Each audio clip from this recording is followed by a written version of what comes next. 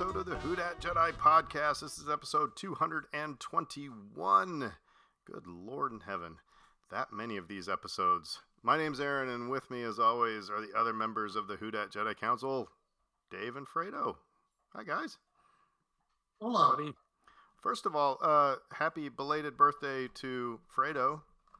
Thank you. His birthday was yesterday, so another trip around the sun. Are you feeling good? Yeah, no, it was really nice.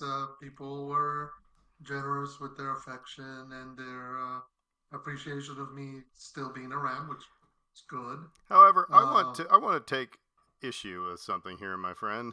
What? Because I saw this post today. This is Fredo's Facebook post.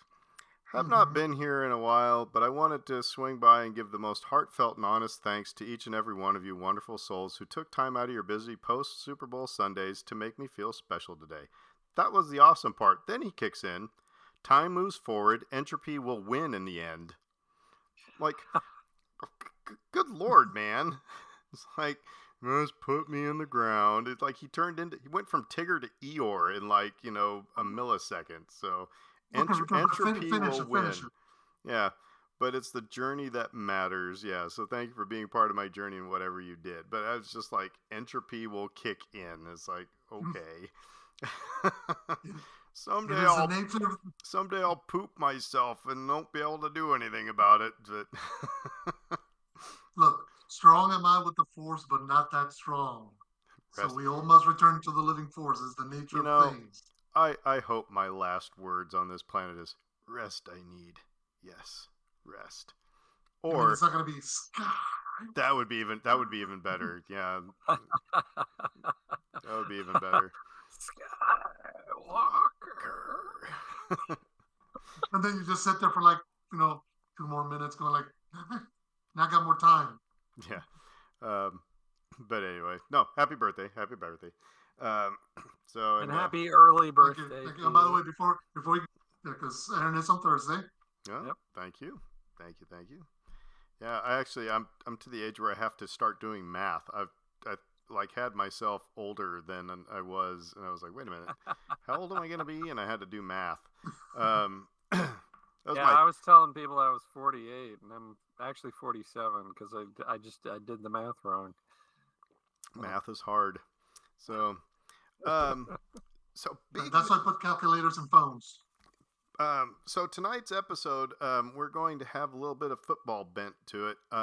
This is not our draft. Are we gonna have a draft episode? And can we get Kevin on again to do another draft when the draft starts coming around? Because that was a fun episode for us to do. But tonight we're going to be actually, what we're going to do, I said, let's fill our coaching staff and front office of our mythical team with Star Wars characters. So who do you want as your GM, head coach, offensive coordinator, defensive coordinator, and special teams coach? So, we're going to talk a little bit more about the Super Bowl here in a little bit because that was happening in New Orleans, and Dave was really heavily involved in that. So we want to pick his, just see what he thought. He survived. But in bigger news in New Orleans, and it's not the fact that we got a new head coach, that we'll talk about that in a little bit. They got Scrim today. They caught Scrim for the second time. If you don't know, if you're not from New Orleans, or if you're from New Orleans and you've been living under a rock, there has been probably the most. I'm surprised. He's probably the most popular being in New Orleans right now. It's this little dog that that Zeus's rescued him, and then he got loose, and he was on the run for months, wasn't he? And they caught him back in October, and I remember it was like all I every time. Well, when this happened, I remember thinking the Obi-Wan line. It's like as if 1,000 voices, a million voices all screamed out but not terror, but in, joy, because it's like my whole Facebook feed became, they got Scrim. It was so happy. And Scrim got, he was healthy, and he was, got a haircut, and he was back living with a person, and then the little dog jumped out of a 2-story window and bolted, and has been on the run since what? About November? Has it been? Yeah, late October, early November. Yeah. I mean, he, like I said, he broke through a window, jumped 2 stories, and went booking. And I mean, every day I've been checking Scrim updates because it just breaks my heart. This little dog is obviously terrified.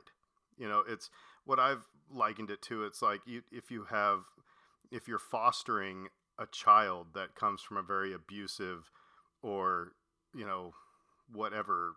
I mean, those kids become only their most primal survival instincts, and that's either fight or flight. And Scrim very much has a flight reaction. So it's like, there's obviously some rehabilitation that has to be done, but it's just nice to know that he is safe. And it's also heartwarming to know there are people in this city that were putting out food for him. They were reporting, sightings. They were helping, these people find him. So that was just, like I said, this has got to be a movie at some point. So Disney movie, pretty soon. Scored by John Baptiste, and they'll have to find some Disney appropriate dog to look like Scream. It was interesting because seemed to be two trains of thought running through the city. On the one hand, people wanted him to be captured, be safe, particularly because he was dealing with being out on the streets and being chased by people, bad weather. He was shot. I mean, he was out there. Exactly. There's a number of people, pellets have been found. People shot at him and whatnot, which is horrendous. But then there was this other side of people who was like, let him be free. Don't cage him. Don't try to capture him.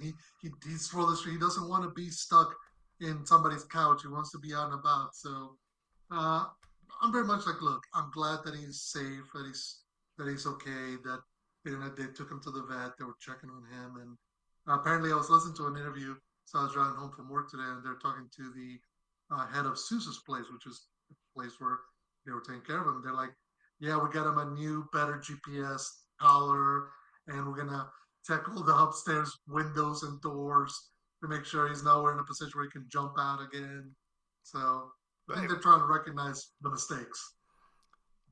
So I don't know. Like I said, it was a heartwarming story. It's nice that there's a happy ending as of now. So anyway, Dave, you've been following the Scrim story. He was kind of knocking around your guys' neighborhood a little bit every now and again.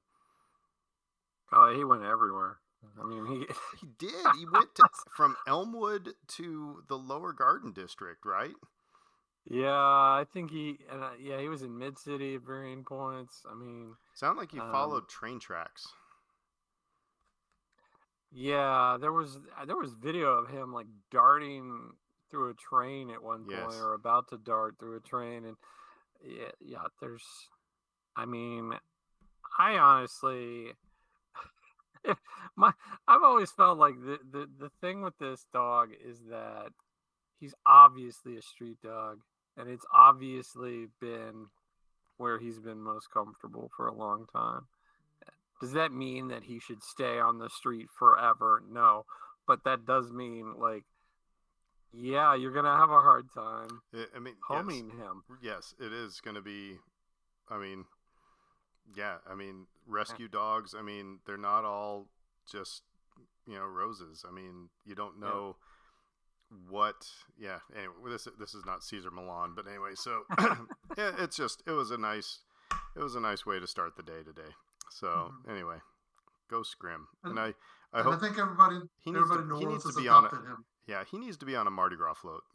Actually, well, I'm sure he will be. I mean, like his visage will be, I'm sure. Actually, he should. Well, he doesn't like loud noises and everything, so they shouldn't put him on a Mardi Gras float. No, they shouldn't put him on there. But make, create an image of him and cheer people up with that. That would be good. The funniest thing, though, and I stole everybody on it seemed like on Blue Sky during the Super Bowl, one of the Super Bowl ads was for the Lilo and Stitch movie, and Stitch was running around the field, and everybody was like, it's Scrim's on. So Scrim's not blue, but yes. Anyway, all right, well, let's get into some trivia here. It's time to start talking some Star Wars, but we do have some Marvel stuff to talk about as well this evening. Mhm. So, some couple new trailers, but trivia. All right, Dave, you're first. Ooh. What two words does Lord Vader utter after he tells the bounty hunters, "I want them alive"? We've had this one before. No disintegrations. No disintegrate. I didn't get to repeat the question like dramatically, but yeah, no disintegrations. That is correct. All right. That was a softball. Yeah. Okay. Fredo, who Mhm. says, "Chewie, I'll be waiting for your signal"? Who You said? want to No, repeat I it would. before? Yes, for dramatic effect. Yes. Who says, "Chewie, I'll be waiting for your signal"? That would have been Luke Skywalker. That would be Luke Skywalker. Dun, dun, dun, dun. Now, to me, what is the name of the fifth Star Destroyer in the background? Yeah, okay. Um, what politician needs some convincing before he changes his long held opinion of the Naboo?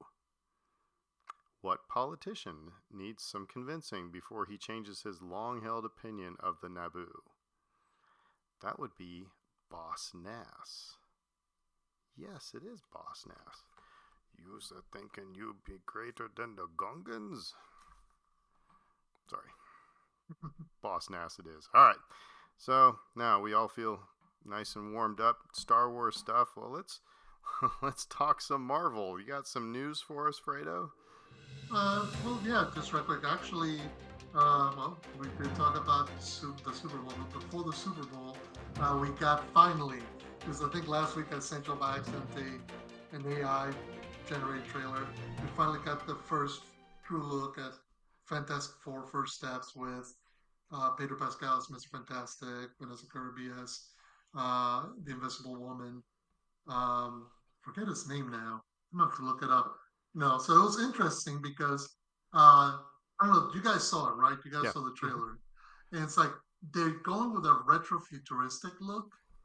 Mhm. You know, it was very much everything from the suits, the Robbie of the robot, the you know what you call the rest of the cast. Everything looks heavily influenced by Jack Kirby and Stan Lee's run, which is when it started. So Well, it's interesting that they're going that way. So it's because it's I think it's set in the 60s. it makes sense because it's in a different universe. So it's like if a parallel universe was 1960s New York. So it's Mm-hmm. not taking place. In Welcome our to the past. multiverse. Are you guys impressed that I am this geeky about Marvel now? I mean that I am paying It's attention there. to. This is not universe what 616. Um, No. Whatever. It's not the one that I watched during the pandemic. But anyway, it's so my question to you. So they're free to tell a story, like you said, in this aesthetic, and that's cool. But this got to link in to the others. So what do you think is how is this? How are they going to get from here to the other? Basically, to get together with our other, you know, heroes from our universe. What do you think is going to happen? Adam. Maybe that's too late. I mean, we need to talk more about the Yeah. trailer or something. I know there's, um, Well, we got Galactus in the trailer, so that's interesting. I mean, Galactus is Yeah. one of those cosmic, epic forces or beings in the galaxy. He's a devourer of worlds. So there's one specific way that Jack Kirby and Stanley created to the Galactus, and Johnny Storm's the only one who can go get it. So maybe they finagle a way to have them uh, go get whatever they need to get Galactus, and along the way they get diverted into our universe. It'll be an interesting dynamic because again, it is that retrofuturism. I don't know if you guys saw Fallout, the TV show last year on Amazon about the based on the retrofuturistic video game series. Similar idea. It's a 1960s Americana, but it's the future. or in this case, modern day. So you got a lot of transistors, and you got a lot of CRT monitors, and you got old school cars and whatnot. So, I mean, technically speaking, it is still a teaser. We didn't get a lot. I think honestly the biggest surprise for me was Evan Moss Bachrach's voice as Ben Grimm. I always picked Ben. I don't know. Maybe it's just all the other things or all the other Ben Grimms we've seen before. They always really go very deep, almost like rock Yeah. voice. Exactly, exactly. And I guess they just realized, no, wait a minute, he got transformed into a rock-like being. His voice did. So that was kind of a weird thing because and particularly the first time we see him, he's in the kitchen. So I'm like, okay, so the poor guy can't escape the kitchen no matter what he does or how he looks. I continue to just really adore this cast. Um, I think that if if the point is to entertain people, um, and that's sort of the point, yeah, I'm gonna watch these four. Um, read the telephone book potentially. Samuel L. Jackson shows up at halftime the other night at the Superdome, and it's like, well, okay, I'm gonna sit here and watch this because I just love hearing him speak. You know, um, it's kind of it's kind of the same thing going on here, and yeah, I like the aesthetic. Um, it reminds me of the Jetsons a little bit. That old future, Yeah. this idealized, very clean uh, looking sort of thing, or a lot of rounded shapes. Um, and I like The Incredibles is the other obvious comparison, Hmm. which was, of course, originally inspired by the Fantastic Four, but then like sort of took that and ran with it, and now it feels like art is imitating art a little bit. Yeah, and just I do wonder. It's going to be interesting because I've always maintained, look, the Fantastic Four are not superheroes in the sense like they're not crime fighters like Spider-Man or Daredevil. They're not, oh, hey, there's this bad guy doing nefarious stuff. Avengers, go stop him. They're scientists. They're explorers. Exactly. Yeah. They are people who are, Ding. uh, yeah, they are people who are inventing, creating. All the best stories come out of either a somebody's, some otherworldly, nobody knows what the heck this is, threat emerges, and they just go, "Oh, the smartest guy in the world," which is Reed Richards, and he goes along. Or Reed Richards is inventing something, and next thing you know, they get sucked into another dimension, another world, or wherever. So it's gonna be interesting how that meshes with Well, they the other trailer that we saw. if you watch like new rock stars and Screen Crush, the people Mhm. who like go into the background, they're looking at what like his chalkboard or his whiteboard or something like that. You see drawings of what looks like wormholes, or So I think he's playing around with multiverse stuff. But anyway, like I said, that's the thing is that it looks interesting to me. You're right. The cast, it's a home run. It's like these are going to be interesting people to go into. And like I said, if you've been watching all the Marvel stuff, it's going to link somehow. That's their shtick. So that's my thing. Is just I wonder how it's going to be that way. So it looked good. Looked good. Mm-hmm. So Yeah, I'm excited for it, so I'll be there. now the one I will say that I'm obviously because I know all of the characters, the one I was really kind of stoked to see was the trailer for the Thunderbolts. Which came Um, out during the Super Bowl, yeah. which that looks like it's going to be it's obviously going to be an entertaining cast. Um, Yeah, once again, your people you enjoy watching um, do whatever, and they're just fun to watch. And so let um, me ask you this as we're talking about cast because I've seen this compared. By the way, I have not seen Suicide Squad. Sue me. Um, mhm. but I haven't seen Suicide Squad. But I do know there's a difference. I've seen this compared to Suicide Squad. But it seems to me that there's one difference. This movie has a bunch of characters that we've already experienced and gone on adventures with, and so we have some emotional connection to like almost each and every one of them. whereas Suicide Squad was a bunch of new, Villains. let's just say new. They weren't in previous movies or anything like that. It was just, so you had to get to know who these people were, then you had to buy into the premise, and then you had to go on the adventure. Here, it's like we already know the people, and so I think it gets you on that journey quicker. I don't know. What do you got? Am I wrong with that? No, and this goes back to the great failure of the DCEU, which is they were trying to shortcut their way to match where Marvel was, which was, look, we don't need to do 5 origin movies where we're introducing 10 characters. We're just going to do 2 movies or one introduction movie, which is Man of Steel, Batman v Superman, and then we just start just flowing, and we'll catch up with Marvel in no time. And people were like, who are these people? Who's this character? Why are they here? Now, fans did know. I mean, they know who some of these characters are, but a lot of them are known. Particularly Suicide Squad. Suicide Squad was a lot more like Guardians of the Galaxy. Like it's not really Thunderbolts. I mean, in terms of what the introduction that DC was trying to make, but they just didn't do it right. And I think in retrospect, they probably go back and think to themselves, we probably shot or took our shot way too quickly with them. But really, here it seems to me, and I'll toss it to Dave. It seems like the only character that we kind of have to get to know and figure out is Sentry. Right. And so, and I don't know anything about Sentry except for what I've seen on New Rockstars and Screen Crush. But,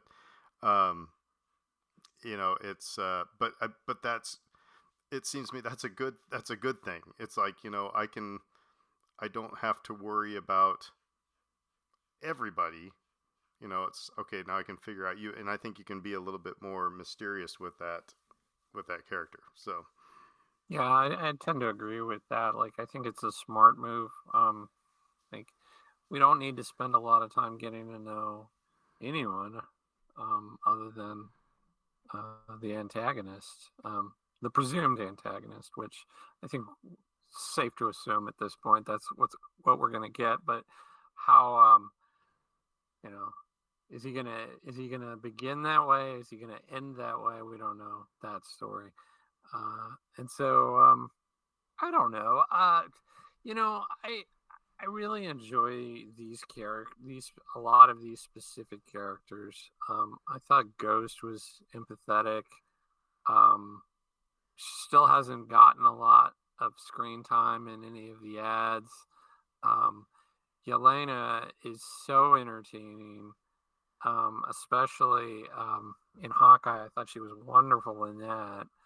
And of course, a Red Guardian is just hilarious.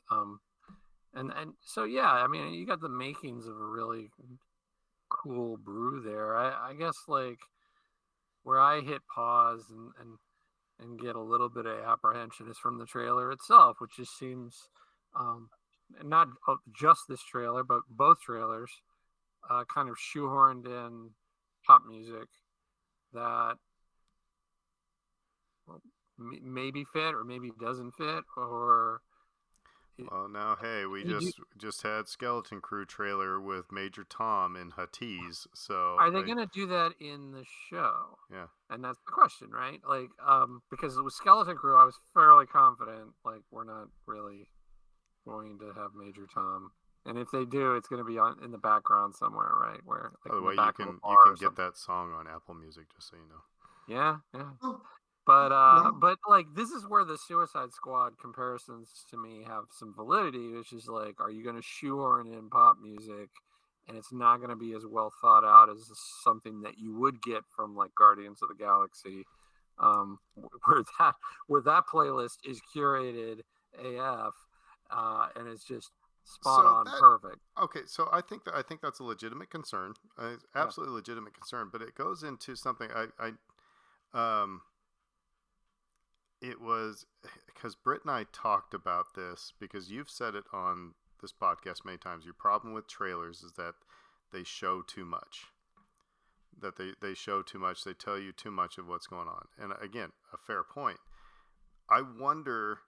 So let's take both of those things, and let's try to get in the brains of, because of, it's like when we grew up, a movie only had 1 or 2 competitors.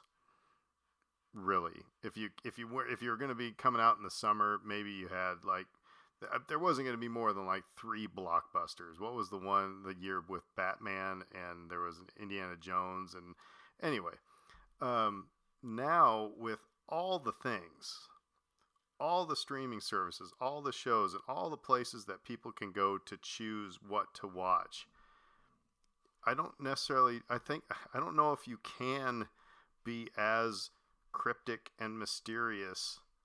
You need to give them more about this is what this thing's going to be about, and make somebody go, okay, yes, I want to go see that.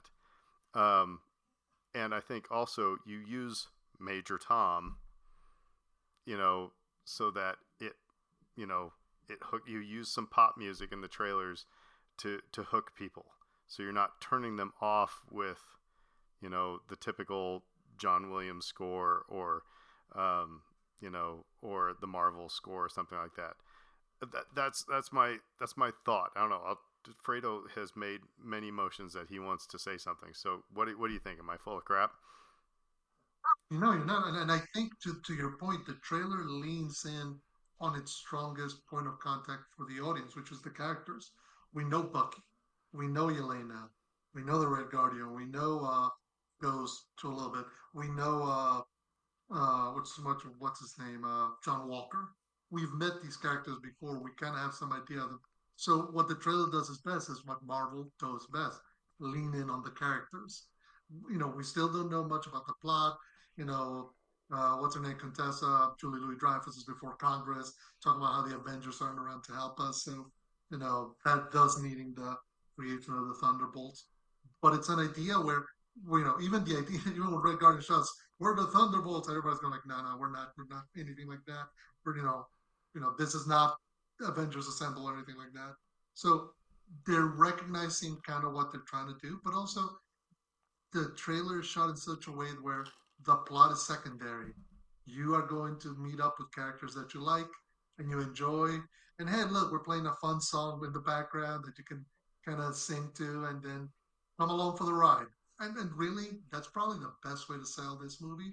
Because if you start going like, oh, it's raising the stakes, like we're making this Avengers Endgame Part 2 or something like that, there's no way any movie can compete with that. So the my worry meter is like what, a 1 out of 10 or something.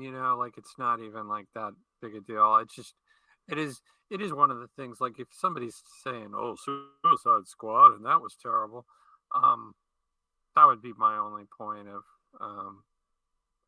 concern. Would be like, okay, yeah, they get too cute with it and they try to shoehorn in a bunch of stuff, and it's not well thought out. Mm-hmm. Well, And so yeah, I have a big actually, this is on a tangent, but it's like for me, we go to shows at the Sanger and see Broadway musicals, and the musicals that they call jukebox musicals, where it's just I'm taking a bunch of pop songs and weaving it into a storyline. It's like that drives me bonkers. It's like as a musician, it's like compose something new. Compose something new. And if you can't, then I don't know, do something else. McConkey. It's like the most genius cover band I ever. Well, it was kind of a cover band. This band came through the town we were living in, and they obviously wanted to play their originals. But if you're a band from a place nobody knows about, in playing in a hotel bar in Kearney, Nebraska, and you go and play all originals, your crowd's going to leave. So what they did was they played like about 3 covers, 4 covers, and then one of their songs. And then they played a couple more covers, and then they played another one of their songs. Then they played another cover, and then 2 of their songs. So it's like they just kind of roped us in. And so that's, again, I see why they do it, but I think you have a legitimate concern, even though it's at a 1. I think you have a legitimate concern because honestly, it seems like sometimes on the music side we get lazy. So, yeah. But anyway. Whew. Okay. Well, but I'm looking forward to our Marvel stuff, and you guys have to be impressed that I'm getting more geeky about this Marvel stuff. So I'm nowhere near where you all are, but yeah. Your homework is the X-Men and Deadpool movies. That's right. Need to do that. Yeah. So, what? Luna just snoring in the background. Okay. So, Super Bowl was in town this weekend. Actually, this week. Right. I mean, just as a New Orleanian, I was really happy that it kind of went off without a hitch. Yeah. The city needed that. I was also glad I was rooting for the Eagles only because I agree with the guys on Saints Happy Hour podcast that because it looked like we were going to be hiring Kellen Moore, and then today we did, to have him go out and kind of embarrass Kansas City gives some wind in our sails that we just hired the offensive coordinator, who beat Patrick Mahomes and Andy Reid. It makes us feel like we didn't just get the one, the peg warmer. You know what I mean? That's a Star Wars reference. But like I said, it was. I mean, gosh, there was a lot of people in town. There was a lot of things going on. So I don't know. Yeah, what do you guys want to say about the Super Bowl? We don't have to talk long about it, but Well, I would echo you on that. It was a relief that it came off without a hitch, and I know that a lot of people were hoping for more of an economic impact, and they didn't get it.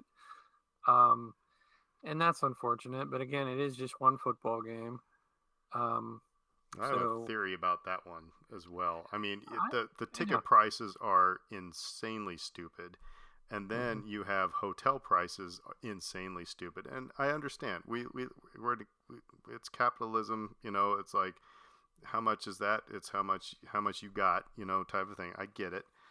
And so when they're trying to compare it to Taylor Swift, it's kind of apples and not really oranges, but It um, is a little bit, yeah, because again, like you said, the price gouging wasn't quite so intense so it's for like the people Swifties. didn't probably they spent all their money on tickets and hotels, and then it's like Yeah. they're not going to go and buy all their New Orleans souvenirs and stuff like that. So yeah, I mean I get it, but I also think the NFL does like a more concerted uh, effort in just like taking more of that money. We have the Super Bowl experience. Come on down to that, and then you can do your Super Bowl shopping, and then oh, by the way, here's this corporate event of like taste the chips. Um, Fredo and I walked by that the other night, and I was laughing at that thing. And then you Concept. got the Cheeto boat, and um, there are all these things in like people's faces competing for their time and money, and the locals got kind of pushed aside in that way. And so like I did sort of like my takeaway is that it is on the whole positive because of what you said, Aaron, which is that it came off without a hitch. Everyone came out of the thing just like gushing about our city. Um, that will help down the road. that's what I was just going to say Yeah, is that all these people who came down, they're going to be like, we need to go back to New Orleans when it doesn't cost a gazillion dollars, and that's when they're going to see more of the city. And I think we hooked a lot of people, and it was nice that the lights didn't go out. um, yeah, I'll say, I mean, yeah, it was interesting. I mean, it's very impossible to compare it to the Taylor Swift weekend in October last year, just because certain stuff had not happened, like the New Year's Day terror attack. That completely changed the dynamics in the quarter.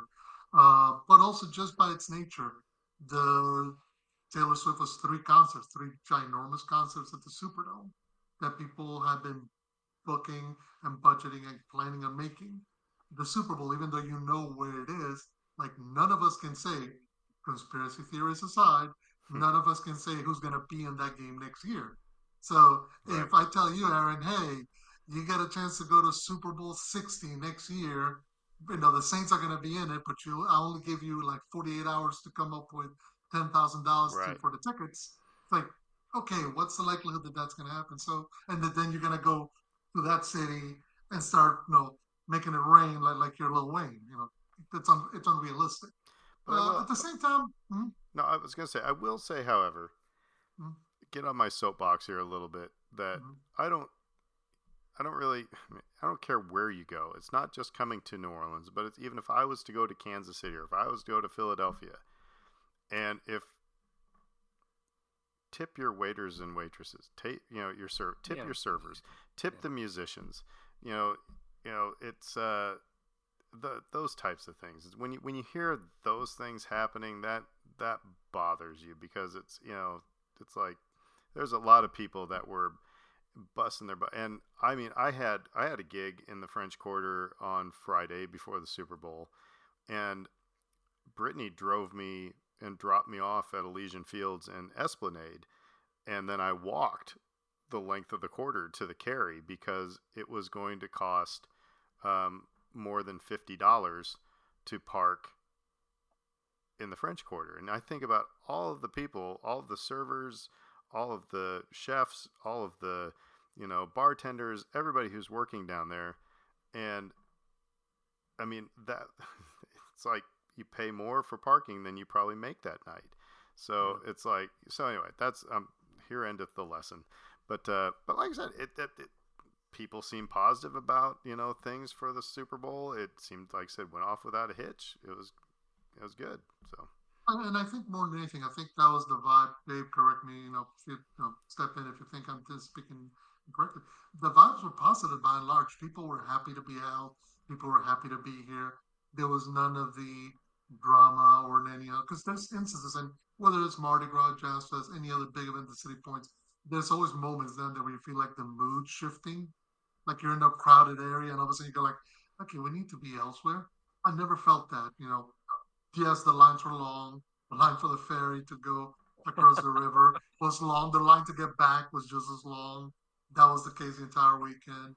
Um, I the start. lines to get into places was just insane. That's just part of it. But it was never that a meanness behind it. There was no meanness. Everybody was just accepting. Look, this is the reality. It's the Super Bowl. We have literally inherited 100,000 people. I We're did. dealing. I did start laughing in the pregame part of it when they had the Lady Gaga song, that they recorded like the night before or whatever, and For so the Grammys. they're showing, you have all of NOPD and all the National Guard and all the state patrolmen and all these, and I'm like, I started laughing, and Britt looked at me and I said, meanwhile, behind them down at Lafitte's blacksmith shop, they're getting robbed because all of the all of the police presence is down here at the end. Anyway, that didn't happen. So, I will say though, the unofficial MVP was Jameis Winston. oh my gosh, yeah, He Yeah, was having a ball. He was here, there, and everywhere. so there's two things with James, right? He's lovely person in by almost any standard you could have. Now, again, I understand what he was accused of in college. Um, that's a thing, right? But like, such a great ambassador for the Saints. Ever never got his nose dirty. Ever um, had such a great attitude constantly. Um, just, I mean, so enjoyable. I'm not the kind of person that can't like not like separate that from his football play.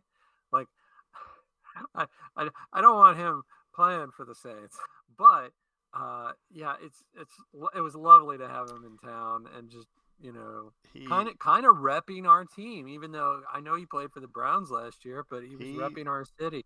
he cemented his legacy with play, that one play against the Falcons. I mean, we Mm. won't, you can say Yeah, I was a dirty player, or whatever, but that was he he is on somebody's Mount Rushmore. I don't know, Dave. You were kind of in the heat of all of it, right? yeah. I was I was covering it all week, and Jameis was there on the media night, and he was throwing cookies to all the players. W cookies. So like you want a W on Sunday? Yes, and he like chuck the cookie at their heads. That was kind of a fun thing to see, like who had quick enough reflexes to catch the W cookies. That that was fun. That was just normal chaos. So this was my third Super Bowl that I've covered. And gosh, I don't even know what to say other than just it's taxing on the media's side. And so you can only kind of imagine what it's like for the players and coaches. And they get that question all the time. How do you deal with the distractions, and how do you deal with, this week? And they say, well, it's usually some version of, well, we just deal with it, and, we try to tune things out. But by the time the game rolls around, you're tired, because you've got all this extra stuff you've got to do that you typically don't have to do. I know that a beat reporter typically isn't going to get asked to write the volume of content that they would get asked to write this week. And again, and part of it's access. It's like you don't have that level of access, so you think we got to take advantage of it. So you sit in every press conference and you talk to every player you can, and you have all those recordings and all that good audio, and you're like, I got to churn stuff out. But like I said, it's taxing. By the end of it, you're exhausted. And again, like, project that onto the coaches and players, and I wouldn't say that that contributed to the Chiefs coming out and looking kind of crappy and flat, but I wouldn't be surprised if it didn't affect them in some small way. Like, oh gosh, they've been through it 3 times, but it's just, I don't know. Like, we get to a point with it where even though you've done it a few times, maybe it becomes even more overbearing after a while, because it's exciting. Maybe the first time you do it, you got that adrenaline, and you're, oh, this is really cool and fun and exciting. And after the 3rd year in a row, you just kind of want to get to the finish line, and maybe they just didn't have it. I see your point, but it didn't seem to have an adverse effect on the Eagles. So, well, like I said, they didn't have to do it, 3 years in a row, and they were still in, oh gosh. And again, like, not okay. So sometimes you got the just happy to be there people, right? Who are just like, hey, I didn't even expect to be here. I'm just happy, right? That wasn't the Eagles, right? They were here 3 years ago, and they took an L in a game that they thought they should have won. Yeah. And they were hungry, and so, like, you cannot convince me that they weren't hungrier. Can you but put also, in when you in post team this year? In post, huh? Can you put in the eye of the tiger right there as you started talking about that they were hungry? Can you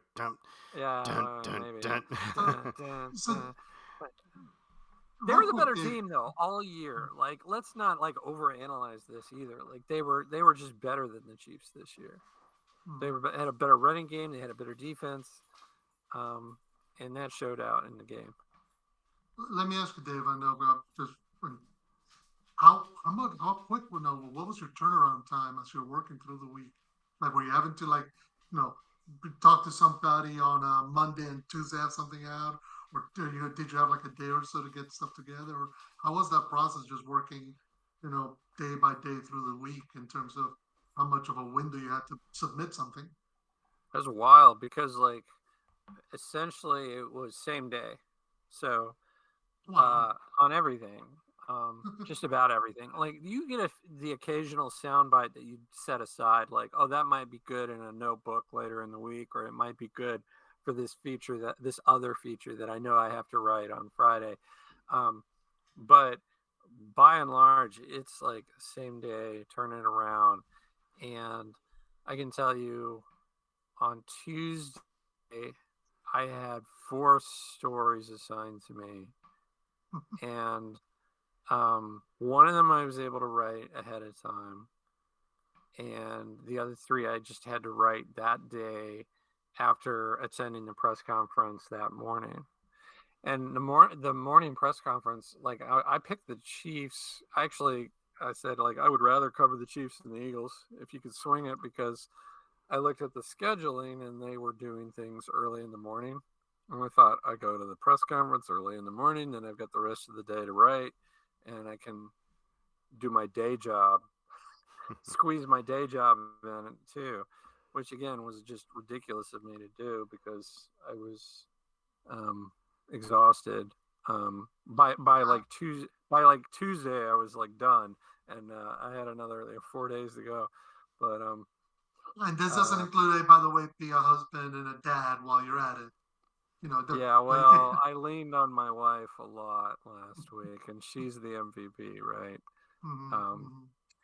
She was even driving me around, and I really couldn't have done it if she hadn't signed off on it. And before I said yes to the assignment, I asked her, like, do you think we can do this? And she said yes. So it was good.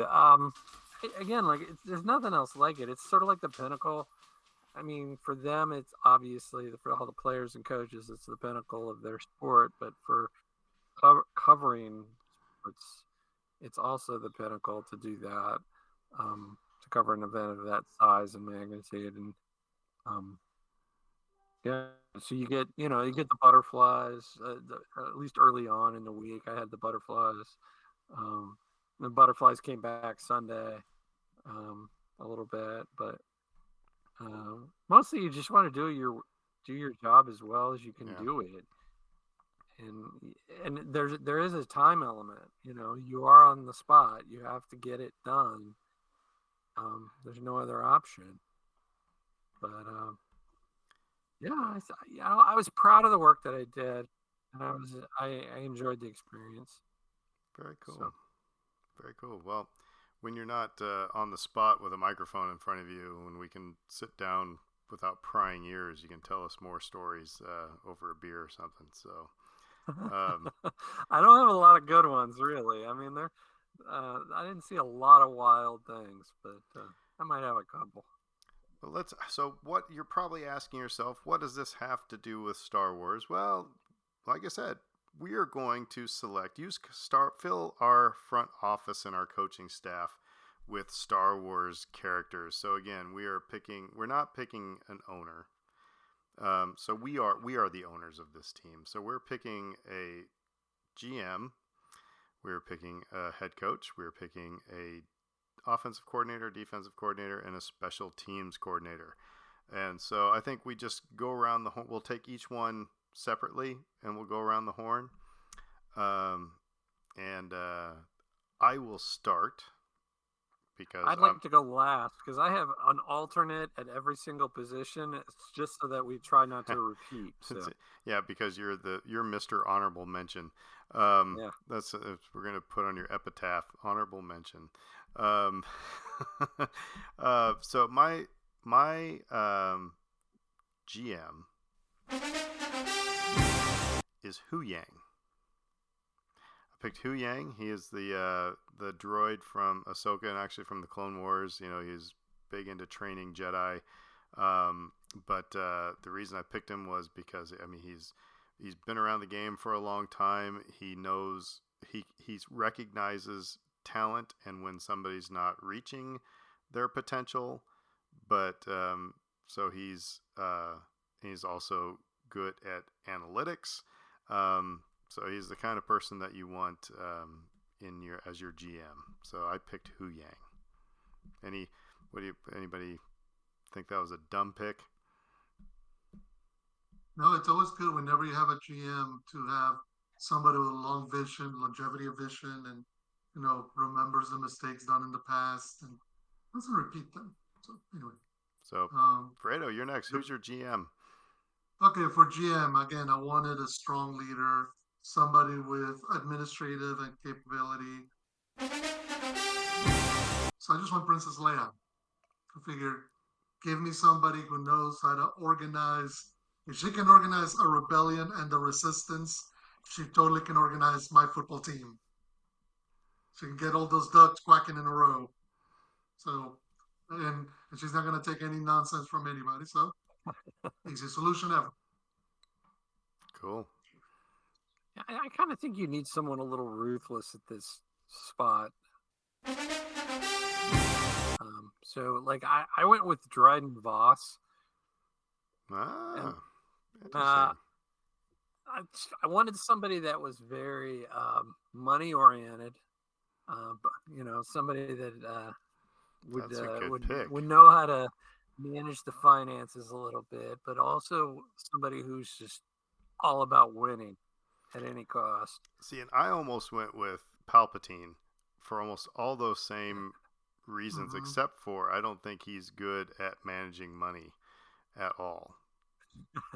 But anyway, so He's a Dryden big Voss, spender. that's a good pick. That's a good pick. I can see that, and the ruthlessness, I agree with that.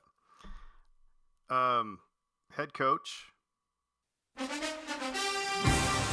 I actually, for my head coach, I selected Relaya because she is probably the strongest leader in all of the movies. Like you said, she doesn't take crap. I think she's about keeping everybody accountable for what they need to do.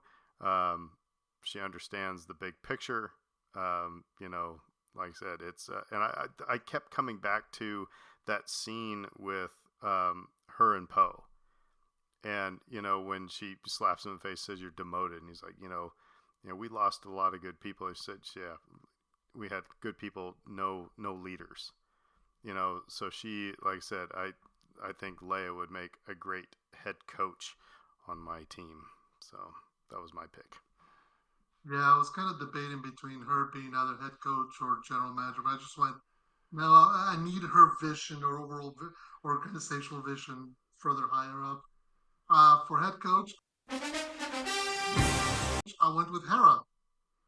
Again, you need somebody who's a leader, somebody who's accustomed to taking charge, someone who's got a particular vision, and you can either go with somebody who's offensively minded or defensively minded. I think Hera kind of splits the balance of that in terms of being tactically aware as well as knowing how to talk to everyone of the team. I like it. Yeah, I think that's another good pick. Yeah. Well, I went a little. You may pick up on a theme here. I went with L3. And I was thinking about droids for this position because I wanted somebody who just had a huge knowledge base, that just knows the game inside and out, um, but also somebody that's kind of a people person. And it seems like the droids, by and large, tend to get along with everyone. And so I was thinking about R2D2, but ultimately I swung back to L3 on this because she's more of a take charge personality and could probably be better, a little bit better motivator than R2D2. I think, yeah, that's interesting. And I'm thinking about one of my picks later. So anyway, L3, interesting pick. So now we're on to offensive coordinator. And I picked Grand Admiral Thrawn for my offensive coordinator. Tactician, ruthless. I think again. I think about the clip of Sean Payton. I think at the Super Bowl it said, "All right, pedal down." It was there. The Sean Payton that I hated was the Sean Payton when he was coaching to not lose. I liked the Sean Payton when it was foot on the throat and, just score at will. That's Grand Admiral Thrawn. He's, like I said, he's a tactician. He understands defenses. He can figure out what they're going to do before, so he'll have a great game plan. So Grand Admiral Thrawn is my offensive coordinator. Yeah, kind of the same idea. I was thinking I want somebody who is offensively minded, who is looking to be progressive in terms of what they're doing, in terms of how they're going, attacking. So I just went, okay, uh, who is the most attacking character that we know of in this saga? Anakin. Just, okay, you give Anakin a chance and tell him you got the offense, you can go run it, you can pass it. He would But be like Sean Payton in Star I Wars. agree with you, but he's emotional and he's reckless. So it's going to be, that's why I think my pick is better, because Thrawn isn't going to be reckless. He's going to know when it's like, okay, we got to punt. Anakin's going to be fourth and six. It's going to be Aaron playing Madden. That's why I've had the Mm-hmm. Superdome boo me so many times when I play Madden, because it's fourth and six. Like, no, I'm going for it. I didn't come here to punt, you know. But so I think that's where Anakin, and he would let, if a defense was, you know, getting under his skin, you know, you're going to have some penalties. You're going to have some lapses in coaching. So, yeah, I mean, I, I, I would, see your point, but he's reckless. and actually, I did have a secondary option, but I'll wait for that in case Dave has it. Well, Anakin was my honorable mention pick for this slot because of just that. His the offensive minded approach. He's always on the attack, um, and he does things a little unorthodox. And for that reason, I went with Han Solo. Han Solo is my first defense never pick. He's like gonna just go after it, and again, unorthodox tactics can catch people off guard quite a bit. You see him do this over and over again, where he just does things that people don't expect, and it tends to just work out for him. So he's my OC pick. But I will say too, with Thrawn, I was thinking about him for GM because again, that ruthless Mm-hmm. tactician. I don't think he's as money oriented as Dryden Voss, but he was a guy I thought about there. So for defensive coordinator, I went with Ahsoka. And again, one scene in particular from Tales of the Jedi, when Anakin has got all the clones shooting at her, and she's, learning how to defend herself, that. So um, I think Ahsoka is probably the most Jedi of any of the Jedi, for knowledge and defense, never for attack. And so I think she's defensively minded. I think she's out. And actually, I also like her calm demeanor. And I'm talking about older Ahsoka as well. I mean, I think her calm demeanor is the type of thing that you need as a leader and as a coach. It's like you're not going to get ruffled. It's like, okay, yeah, that series sucked, but here's how we're going to make it better. Um, so yeah, I thought Ahsoka would be a good defensive coordinator. That's interesting because I thought my first originally thought of Ahsoka as offensive coordinator just because she has all that training from Anakin, but without the recklessness. But then I went, you don't go with the secondary option with the primaries there. So, but I could totally see her being a good defensive coordinator. For defensive coordinator, for me, I went with the armorer. I'm like, okay, you need somebody who's got a, if I'm gonna have Captain Reckless on offense, I need somebody who is balanced, who knows how to guide a defense, who knows how to lead strong, tough, capable warriors into battle and get them to not yield a yard. That's the armor because that's what she does. So it's like, okay, if I'm gonna be reckless on offense, I gotta be stout on defense, and she can do that for me. The thing about the armor too that I like is the pick. That's a great pick. Because I like. Whew, we hit our time. Um, I like that not only because of what you just outlined, but also the the sort of like I don't know. I don't want to just limit it to vibes, but like she gives off sort of defensive. Like you don't know about a lot about her. She's secretive, right? And so like she keeps things close to the chest, and she's got this little, hidden order of Mandalorians, and they're hiding, and there's this sort of element under the surface there with that character that I think like really sort of works well with a defensive coordinator, and that again, same thing going with my pick here. I picked Kira because again, I think like she showed herself to be resourceful, intelligent, basically any sort of characteristic that you would want in your defensive coordinator, but also guarded and also protective. And I think that those sorts of instincts are so important at that position. So I went with Kira. Cool. Special teams. You almost got me to change my answer with special teams.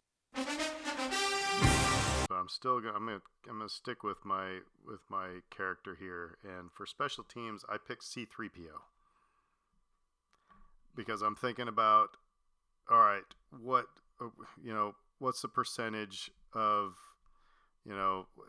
this field goal kicker? What's his percentage like? Are we, is it better to go for 2 at this point? Is it, should we punt on 4th and 6th, or can we, do we?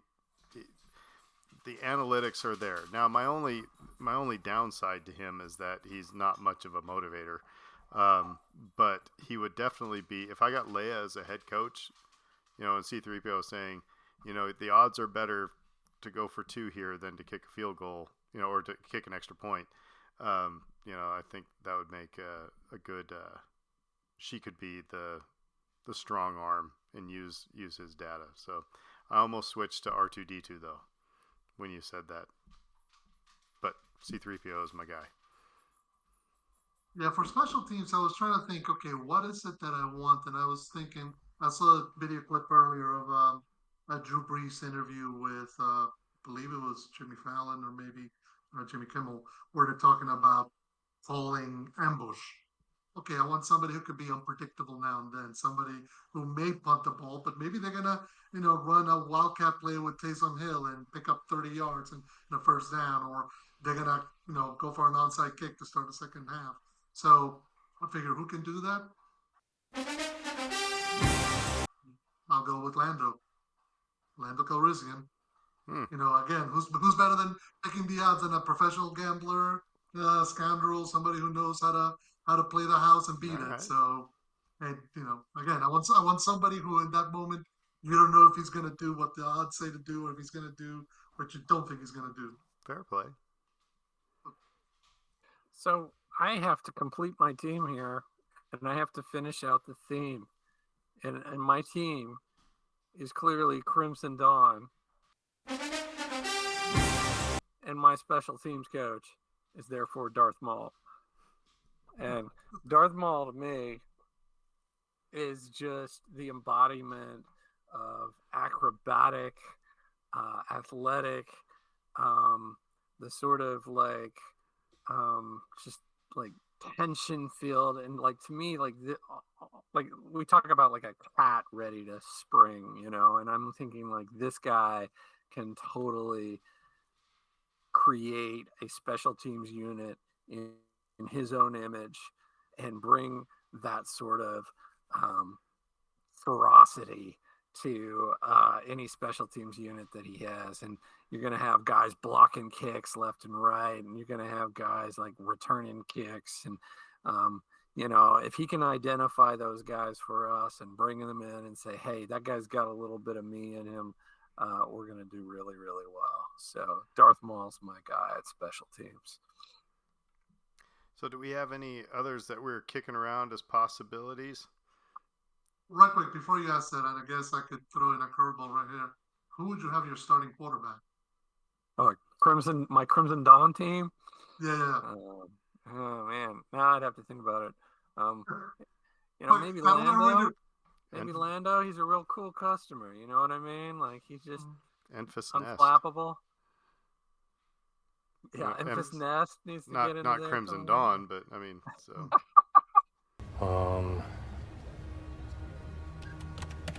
Solo. Yeah. So yeah, I don't know. What's the name of the alien with the 3 arms that was piloting the ship that dies in Lola forgot his name. Rio. Yeah, that's what I'm saying. Like imagine a quarterback with 3 arms. With 3 arms. No, he's a wide receiver. Oh, wide even receiver. better, even better. Yeah, right. Or a defensive back. Maybe he'll play both ways. Mm-hmm. Yeah, I don't know. I mean, like as far as like honorable mentions for me, Obi-Wan Kenobi was one. On defensive coordinator, steady. You know, just defensive. Just that felt like his temperament fit really well there. And I also thought about Ahsoka, but at special teams, because again, just I think she would. I wouldn't have to worry about people muffing punts and things like that. You know, like she seems like this sort of detail-oriented, steadying influence that you need. I also considered Grievous as head coach. Really? Just that ruthlessness, that aggressive, I considered Count Dooku for GM because of, again, ruthless. This is a wealthy person, so he understands contracts and how they work. That would have been interesting. He took over half the galaxy, didn't he? Hey, look, if you can conquer half the galaxy, you can conquer the NFL. So cool. All right. Well, what would your coaching staff and front office look like? Or what do you think of our choices here? Let us know if you see us on the street corner or wherever we are on social media. Yeah. But do we want to like go through our teams again and see if people wanted to pick a winner? So mine was for GM was Hu Yang, for head coach was Leia, for offensive coordinator was Thrawn, for defensive coordinator was Ahsoka, and special teams was C-3PO. For me, GM was Princess Leia, head coach was Hera Syndulla, for offensive coordinator was Anakin, defensive coordinator was The Armor, and special teams coach was Lando. And for Team Crimson Dawn, I had Dryden Voss at GM, L3 as my head coach, Han Solo at offensive coordinator, Kira at defensive coordinator, and Darth Maul as my special teams coordinator. All right, so let us know who's going to the Super Bowl. All right, so until then, we will say who dat? Who dat? And everybody have a fantastic week. McConkey.